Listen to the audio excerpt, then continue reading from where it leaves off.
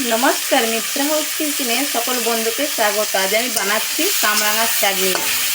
কড়াইয়ে তেল দিয়ে দিয়েছিলাম, 5 ফোড়ন, শুকনো লঙ্কা দিয়ে কামরাঙাগুলোকে গোল গোল করে কেটে রেখেছি, সুন্দর করে ভেজে নিচ্ছি।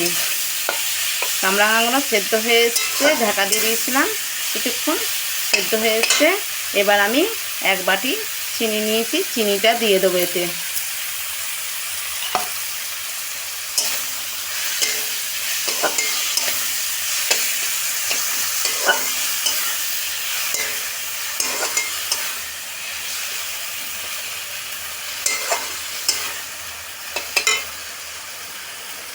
অল্প একটু নুন দিয়ে দেবো, ঝাল নুন মিষ্টি সবই দিয়ে দিলাম।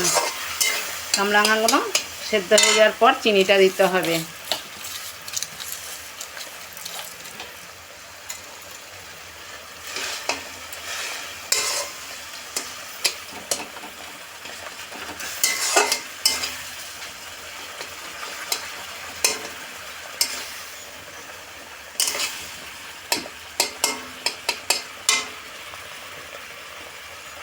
কামরাঙার চাটনিটা আমার হয়ে এসছে।